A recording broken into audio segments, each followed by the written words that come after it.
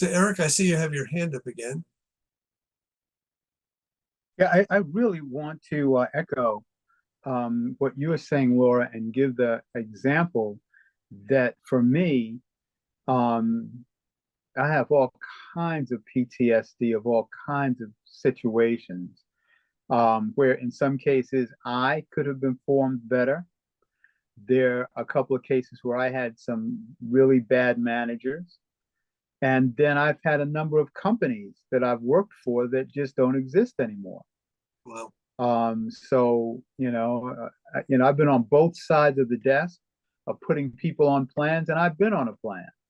And one of the things that I really like about what you mentioned, Laura, is the volunteering. Okay, and the volunteering is why I'm where I am now, because when I volunteered on this board, and I've been on a number of boards of directors, which is work I've been on the board of 40 plus a few years ago. Um, it's a wonderful thing to do if you choose it wisely, because it's low stakes. You do contribute. It covers a gap in your work history. It gets you connected, and like I think it was Jody, graphic design. I mean, you can do graphic design for the local YMCA or the Girl Scouts or something, and now you have a current work product, and that changes the entire interview. So, for example, what I'm doing, because the organization and I'm on the board does work internationally. And by the way, tax wise, it can help you too, because that's part of your job search, your expenses. It's a really good thing. And like I'm familiar with accounting, but like familiar, like whoever it was, I don't think I could go in as an accountant. I couldn't go in as, accounts payable, receivable person, but I have a general idea, chart of accounts, how things are set up, consolidated financial statements. I kind of have an idea of that. But because we're working internationally, I'm now learning multi-currency conversion modules for QuickBooks.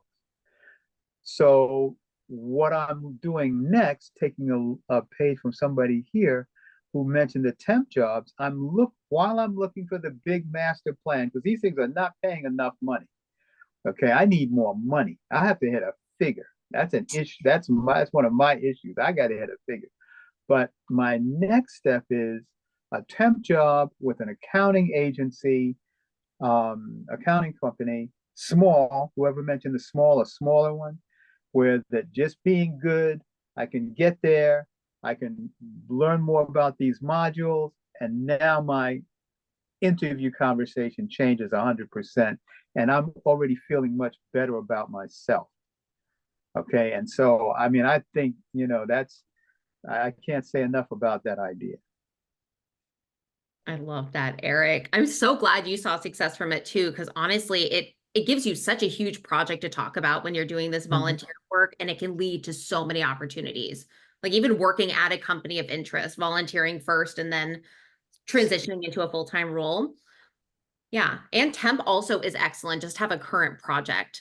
So, and I wanted to say too that I think part of like what Liz was saying too about the perception, part of it is it's impossible to overcome because they just come in with an assumed persona.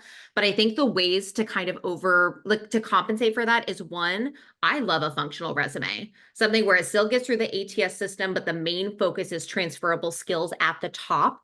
So that way they can see that, and then using your background as a huge asset to say, like, I saw the process go from this to this, back over to this. I was able to develop this from scratch. I was able to do cross department collaboration. Yeah. So focusing on those elements, I think can be really good. Yeah. And I agree. Don't take a lower position unless you absolutely have to. And a lot of times they just look and say, they're going to ask for too much money. They're overqualified. Let's not bother. I think a lateral move or maybe working at a smaller company or something along those lines is better than trying to just go lower position. So avoid that if you can.